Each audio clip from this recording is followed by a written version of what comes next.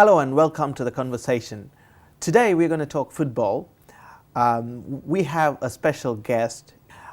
His name is Ragesh Nambiar. Ragesh, welcome to the show. Hi. Okay, let's talk about yourself before we go into football, because it's a very interesting topic at the current season after the World Cup. Introduce yourself. So what's your profession? What do you do? My name is Ragesh and I'm 25 years old. I studied civil engineering at Brunel. Right. But now I did my qualifications in football as well, football coaching. So now I'm coaching football. So you coach football, yeah. And you're a civil engineer. So what inspired you to become a football coach? Because not many, do you play football? I played football. I used to play football regularly, and then I got injured. And at that point, we created a team, me and my friends, myself, and we started playing. And then I got injured, so I ended up coaching the team more than playing. So it's kind of naturally happened because you had injuries, and then you decided you still want to be part of the game, and you decided to coach. Yeah. So what kind of coaching qualifications you went through? So, first of all, before going to the coaching qualification, what made you to actually, some inspirational moment which actually pushed people into sports, or take you into sports? So what made you to get into football? So I'm from France, so I was born in France, yeah. Born in France. And when the '98 World Cup happened, I was in France, and so I supported Brazil at that point. But then when France won the World Cup, that kind of sparked an interest in me. And so it actually made you the host nation actually won, and then you just wanted to be part of football. Okay. So what did you do afterwards? Afterwards, as in I moved to England, and I carried on playing football, watching football. And I started playing football more seriously. I started taking football more seriously. I joined a club in Croydon, and I started playing when I was 16, 17 regularly. Then we started our own team, my friends and myself, and joined the Tamil League. Then I got injured, so then I started coaching. So there's quite a lot of Tamil football teams, isn't it? Yeah, there are. Do you know roughly how many teams in the UK? There's around 12 to 15 teams, but obviously new ones come in and old ones drop out. Right. So it's a constant cycle. But there's a British Tamil Football League. Right. So England is quite famous in terms of internal. The football leagues. Yeah, the Premiership. I think premierships. I think 3 billion or more is revenues for football itself. So it just tops the league. Now there is opportunity for all anyway.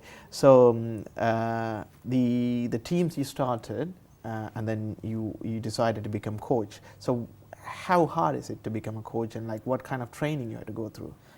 So the qualifications I did are the FA awards, FA levels, and also the youth awards, which is coaching young kids, and how to coach them is very different to coaching adults. You need to be more patient and let them make mistakes, let them make mistakes, and a lot of repetition, and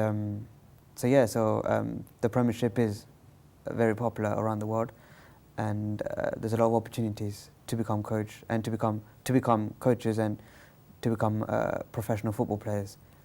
So for that actually inspired you to go and do some coaching. So I understand that you are currently coaching 3 or 4 teams? I'm coaching 4 teams. So I'm coaching at Chelsea FC Foundation. So what is Chelsea FC Foundation? FC Foundation is a lot of community coaching, a lot of development centres, so just below the academy.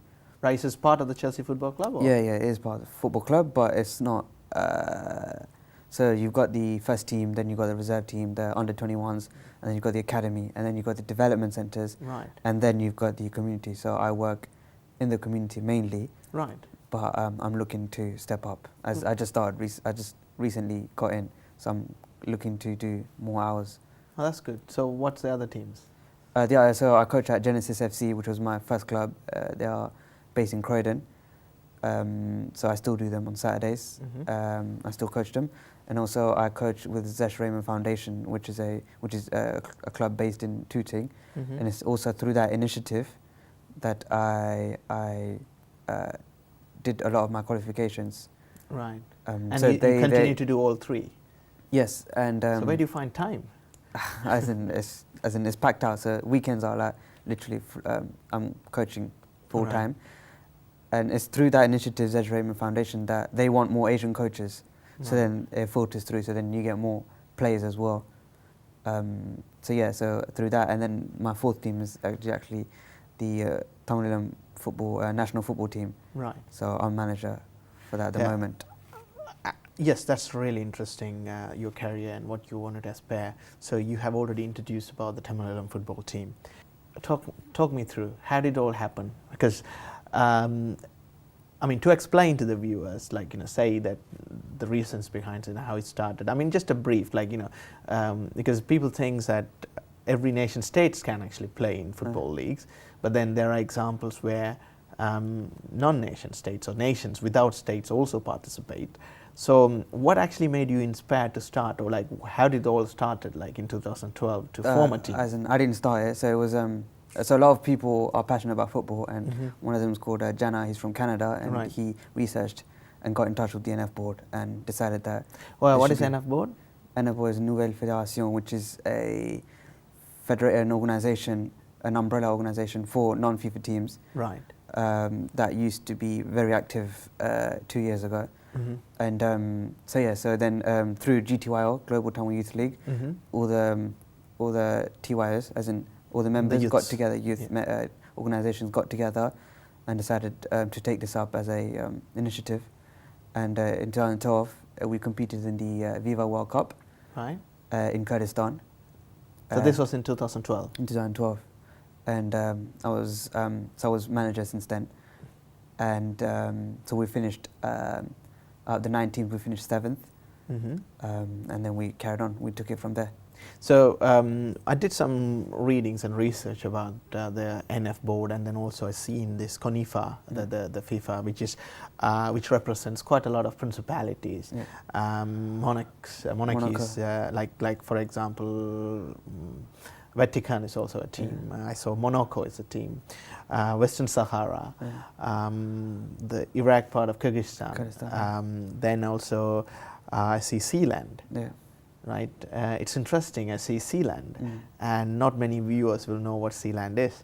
Do you want to actually tell the viewers? I believe it's a principality off the coast of England, and it's basically, I'm not too sure about the history, but it's a platform, and there's around 50 people that live on it, and they've got their own football team, and they've got their own national anthem, and they compete in certain tournaments, and we've played them actually last year. Oh, that's interesting. Yeah, they're a very good team. The interesting part is that that platform is just 0.025 kilometer squared. If you really look at it, it's just a small size, and it has a fort. And it was used as a Second World War post outside to face the enemy aircrafts and sea vessels coming in from the southeastern region of the the island. So it's interesting that their football team is also part of this. Also, we see in principality like Monaco, and also kind of Western Sahara, where it's disputed territories. So in this context, Tamil Football Association, or the TIFA, formed, and how many matches have you played so far? So far, so we played in Kurdistan. So first we played Raisha, and then we played Zanzibar, and then Occitania, and then we played Raisha again. So, and then that was 4 games, and then we played at the Isle of Man last year, and there we played 3 games against Sealand, and we played Occitania again, and then we played Raisha. And then this year we competed in the CONIFA World Cup that took place in Sweden, and there we played several teams, Armenian Soraya, which we lost 2-0, and then we played Kurdistan, which we lost quite badly, 9-0, and then we played Sapmi, the home team, home nation, in Östersund, and we lost to them 4-2. So what kind of training, what kind of practice, and how do they actually get in? Like, what's the application process like?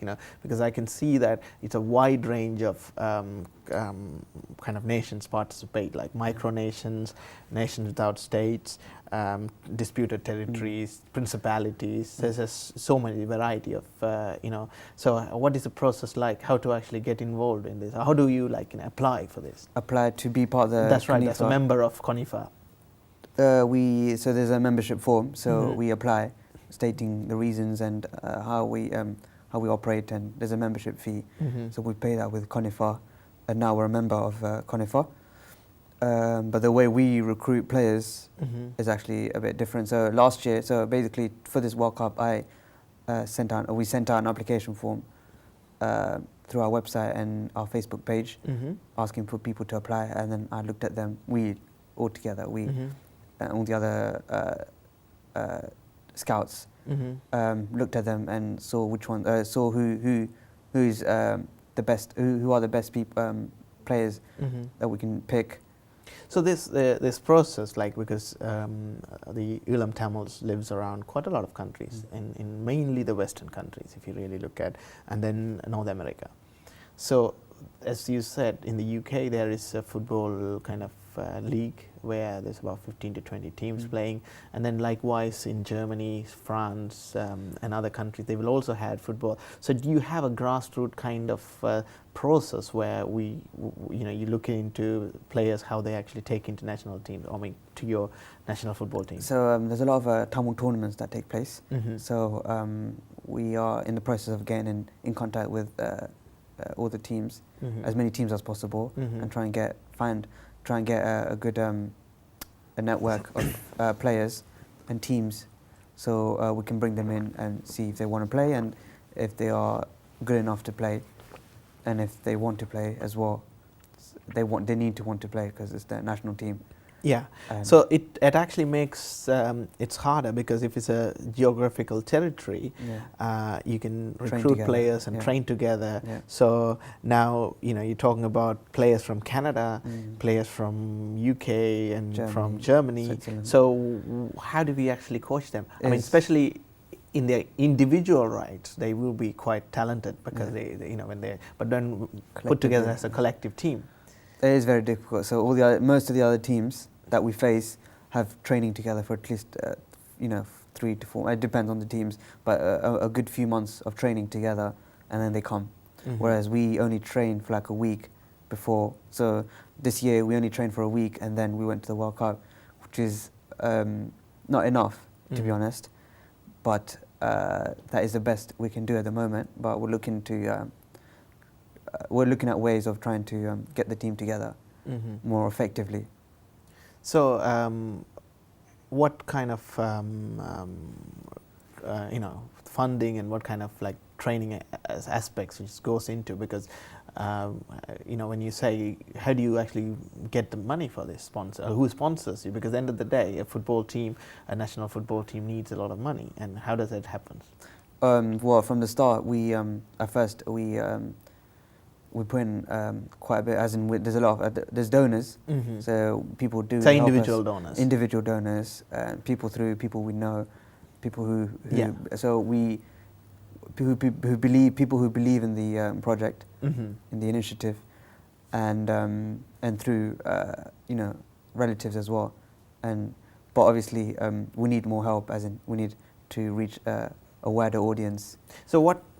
I mean, just to get more information out to the viewers. So just trying to find. So how many number of players there? Like obviously you recruit, but then you'll have a regulars kind of after some time, like if it's 15 or 20 or 25 roughly in the pool in generally. So do you have that kind of a pool, or in a different level? So just at the moment the number of people who applied was around 100. Right. Last year. Right. But that was only last year. So now if we're going to build on it, we'll have a lot more applicants.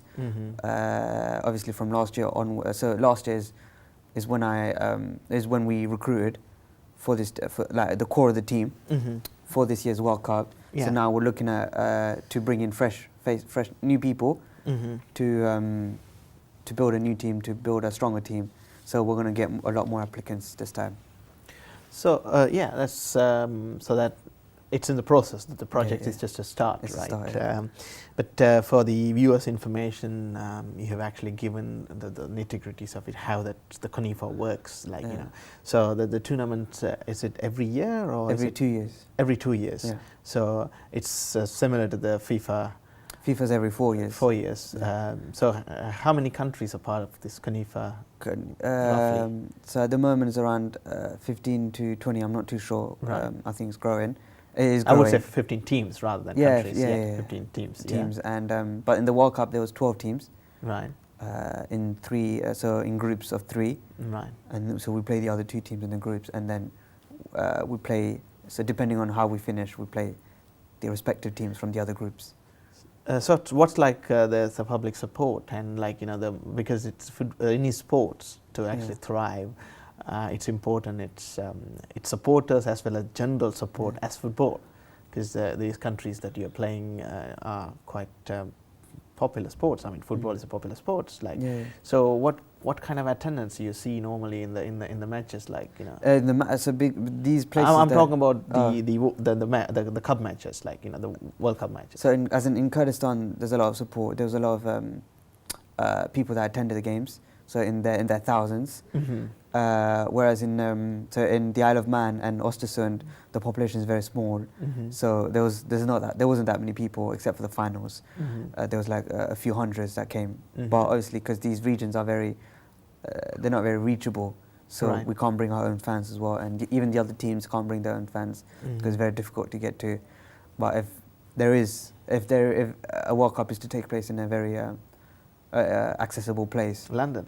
Even for example London, then the potential's so that's amazing, because a place like London, you have so many nations, multiculturals, and then people will actually attend these kinds of events. So it's now this is one of the things I wanted to actually get through to you, because how do you actually reach out to your supporters? Like, do you do webcasts or video telecasts or somehow? Because obviously people wanted to watch the match when the national team is playing. So what kind of media support you have in terms of taking the game to the public or the people, the supporters? So last year there was a live stream of the games.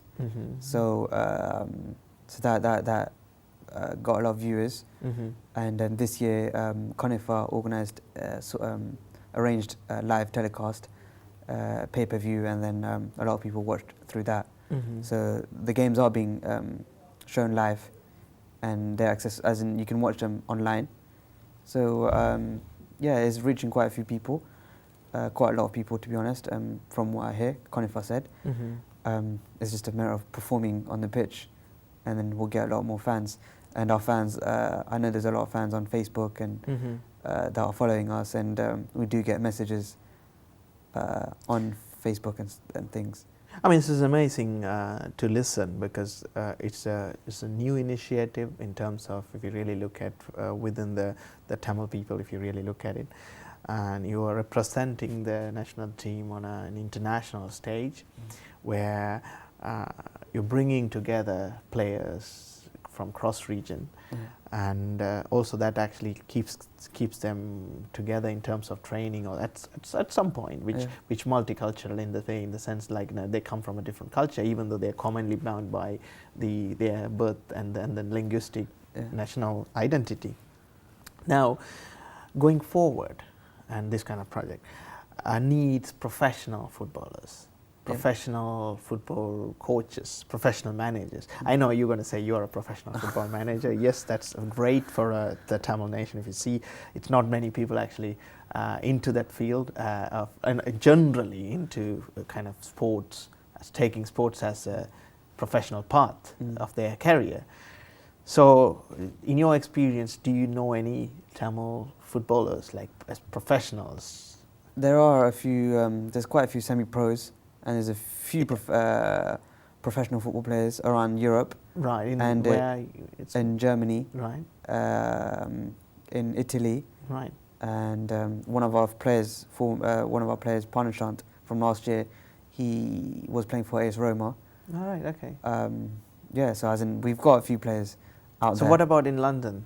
In London, there's a very few, but there are a few. There are players. Upcoming players? Or? Upcoming players in the young and the youth divisions, youth teams in different at different clubs. It's just about reaching out to them and getting them on board. And because you would have understand why I'm asking this question, because to have a national team to get to that level of the so as in our application is actually looking at who's playing at the most senior level, so like a Premiership being the highest, and then Championship, and then like that. So whoever plays at the highest level will get picked. So we're looking at players who play the games, who play football seriously, who take it seriously. And so we're looking at those kind of players. So I mean, in your reading, that you're seeing that the industry is emerging within the Tamils, because normally, traditionally, sports is not seen as a career. But you have actually made it to show that yes, I can actually do and become a football manager and actually continue as a career. And I mean, as you rightly said, that in certain countries in Europe, they're already professional footballers, and it's a matter of time in the UK. So if that's the case, what is really needed? I mean, it's just not money alone, right? It's also perceptions, and it's also certain other ingredients is needed to make this happen. So what do you think, in your view, needed to get this project up, and in terms of bringing more players in, bringing support, and make it a success? So the support system for the players needs to be a lot stronger, a lot better. So like family support, coaches, so getting more qualified coaches, referees, and just having an environment where playing at a higher standard is what you're aiming for, and always being more ambitious, so looking to play, to become professionals instead of playing it just for fun. Even though in your early stages you are playing football for fun, but when it comes to a certain age, you need to take it more seriously, so you need to look after yourself, just start doing a lot more research. So and also the older generation can do a lot more for the younger generation in terms of creating pathways for them to get into football. Having scouts, having contacts in football, in the footballing industry, is very useful to get people in. So those kind of things, and also family support is very important. It's crucial to the success of anyone's career, and I believe a lot more family support is needed. It's clear that the way you are stressing that the family support is such essential, because I partly think it's not just a family, it's just the cultural aspects as well, isn't it? True, so how do you treat a professional footballer, how do you actually respect? But then there is huge respect for professional footballers in the UK. Like, if you just look at in the UK, the mainstream footballers, it's amazing, like they become celebrities, right? So that can happen, and that automatically will change the mindsets of, and so we hope that will actually happen in the future. So you mentioned about obviously mentioned about training and being able to train. So in terms of training, in terms of that kind of way, what is really lacking? What you as a team, what do you think you need in terms of training facilities or training opportunities? The Tamil national team, we need to train for longer, more effective hours. So because when we get for 1 week, so we need to. So there's a lot of things. We need to travel, and we need to get together, and the whole team, the whole squad needs to be there. But by the time everyone is there and fit and ready to go, we only get effectively. We only have 4 or 5 days max.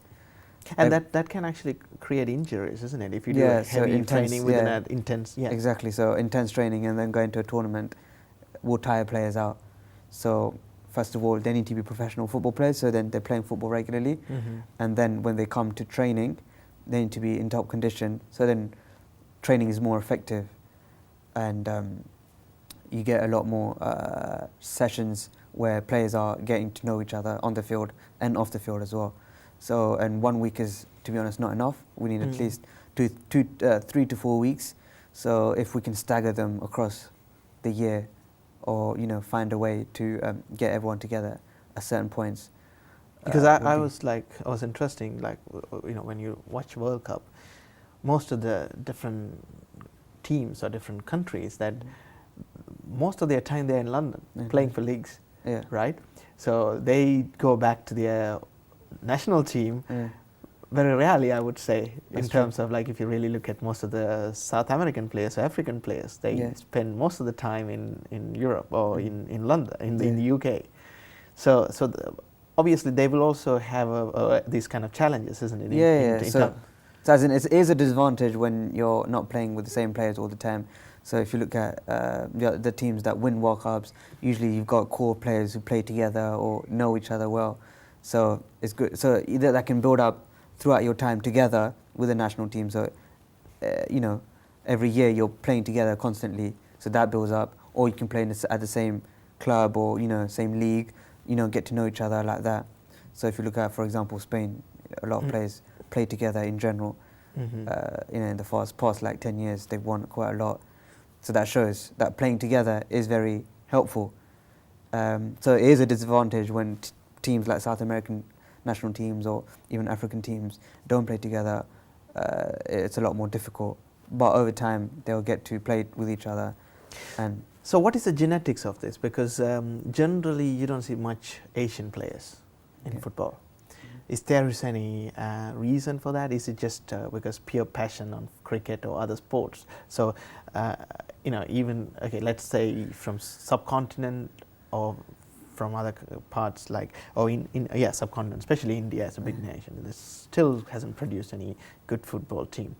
But even in Europe, like in environments like where there's lots of kids play, so what is the reason why not much success in the Asians in general? Like what, in your opinion? And there's a lot of factors, to be honest, as in various different factors. To be honest, the Asian countries, like, you know, South Asian countries don't put as much focus on football, maybe, but I'm not too sure on this, as they do with other sports, like you say. Cricket. Yeah, for example, cricket. And in Europe, maybe, to be honest, we can't blame anyone.